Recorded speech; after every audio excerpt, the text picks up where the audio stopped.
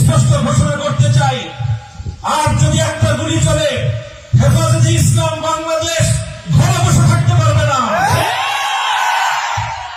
সন্তানের লাশ নিয়ে আমরা কবরস্থানের দিকে যাব না। পরবর্তী সন্তানের লাশ কাঁধে আমির হেফাজত ইনশাআল্লাহ রাজপথে যখন নামবেন, টেকনাফ থেকে তেতুলিয়া পর্যন্ত পাঁচ ভাঙ্গা সেই গণজোয়ার রুখে দেওয়ার সাধ্য কারো হবে না।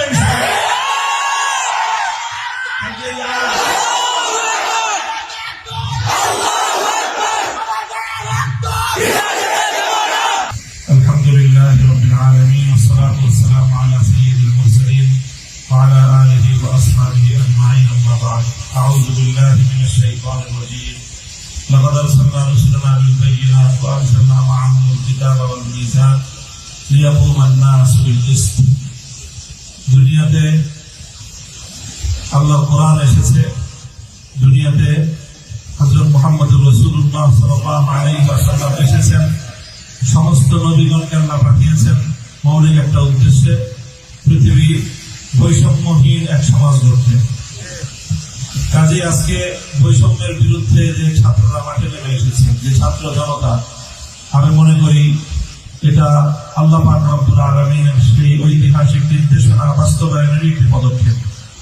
যখন আমাদের জাতির দীর্ঘ বৈষম্যের যাত্রাকলে পিষ্ট হয়ে প্রতিটি ঘরে ঘরে বোবা কান্নায় গোটা দেশ এবং একেবারে একটা কঠিন গঙ্গানির শব্দ প্রতিটি ঘর থেকে আসছিল, সেই সময়ে যখন কেউ কথা বলার সাহস পাচ্ছিল না, সেই সময়ে চিরতরুণ ছাত্র জনতা তারা জেগে উঠেছে বৈষম্যের বিরুদ্ধে। তাদের এই জাগরণ আজকে গোটা বাংলাদেশের প্রতিটি মানুষের হৃদয়কে আন্দোলিত করেছে। প্রতিটি অভিভাবক নেমে এসেছে, মায়েরা আজকে তার সন্তানদেরকে বুক চাপড়ে সাহস যোগাচ্ছে সত্যের জন্য, বৈষম্যের বিরুদ্ধে আন্দোলন এবং সংগ্রামে অকাতরে প্রাণ বিলিয়ে দেওয়ার জন্য। এই সময়ে শহীদি কাফেলা হেফাজতে ইসলাম বাংলাদেশ আজকে ঐতিহাসিক দায়িত্ব পালন করার জন্য আজকে মাঠে নামতে বাধ্য হয়েছে। আমি মাঠ করব, আমাদের দায়িত্বশীলরা বলেছেন দোয়ার মাধ্যমে আমাদের সূচনা, এর ফলে দোয়া হবে আর নতুন সূচনার জন্য এদেশে নতুন এক সূর্যোদয় হবে। স্পষ্ট ঘোষণা করতে চাই, আর যদি একটা গুলি চলে, হেফাজতে ইসলাম বাংলাদেশ ঘরে বসে থাকতে পারবে না। সন্তানের লাশ নিয়ে আমরা কবরস্থানের দিকে যাব না।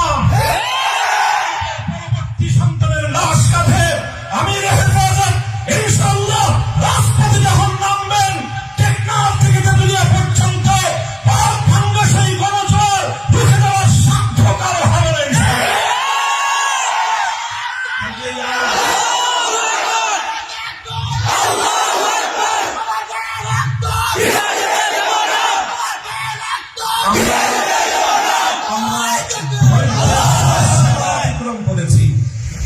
পরিস্থিতি এভাবেই যদি চলতে থাকে, আর যদি আমাদের দেশের জনগণের নিরাপত্তার দায়িত্বে নিয়োজিত আইন শৃঙ্খলা রক্ষাকারী বাহিনী বুলেট যদি আর বন্দুকের মন থেকে আরেকটি বুলেট ছুড়ে, তাহলে বাংলাদেশের পরবর্তী গণ অভ্যুত্থান অবশ্যম্ভাবী হবে।